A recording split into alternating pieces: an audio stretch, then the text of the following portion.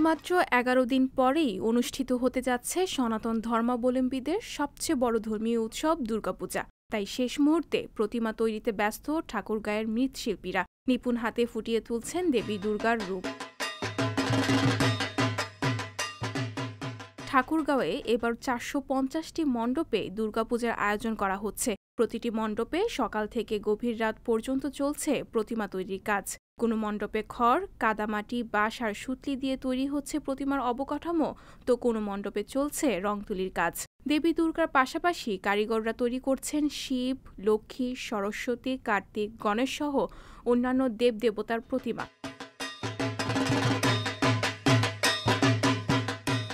মৃৎশিল্পীরা নিজেদের সর্বোচ্চ দিয়ে দেবী দুর্গা ও অন্যান্য দেবদেবতার রূপ ফুটিয়ে তোলার চেষ্টা করছেন। শেষ মুহূর্তে কাজের চাপে দম ফেলার ফুরসত না থাকলেও খুশি কারিগররা। অন্যদিকে দেবী দুর্গার বন্দনায় মত্ত হওয়ার জন্য অধীর আগ্রহে অপেক্ষা করছেন ভক্তরা।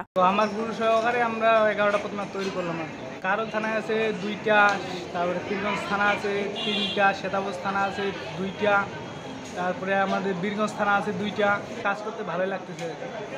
সনাতন ধর্মাবলম্বী এবং হিন্দু সম্প্রদায়ের মানুষ আশা করছি আগামী 2021 সালের আমাদের সবচেয়ে বড় ধর্মীয় উৎসব শারদীয় দুর্গাপূজা সঠিকভাবে পালন করতে পারব, যদি আমাদের স্থানীয় উপজেলা প্রশাসন সার্বিকভাবে সহযোগিতা করে থাকে। আমরা প্রত্যেকটা উপজেলা প্রত্যেকটা মন্দিরে আমরা ঘুরে দেখছি এবং খুব সুন্দরভাবে প্রতিমা বানা হইতে সকল প্রকার সরঞ্জাম সঠিকভাবে হচ্ছে এবং এবার যে পূজাটা হবে আমাদের খুব ধুমধামের সহিত এবং উৎসবমুখর পূজা আমরা করব এবং করতে চাই, যেন আমাদের নিরাপত্তা এবং সরকার থেকে বা প্রশাসন থেকে যেন সুন্দরভাবে একটা প্রশাসনিক ব্যবস্থা দেয়। করোনাকালে দ্বিতীয়বারের মতো অনুষ্ঠিত হতে যাচ্ছে দুর্গাপূজা।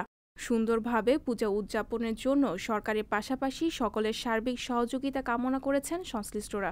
আমাদের পীরগঞ্জ উপজেলায় 114টি মন্দির, তার ভিতর 4টি আমাদের জলাশয়, মানে যেখানে আমরা বিসর্জন দিই।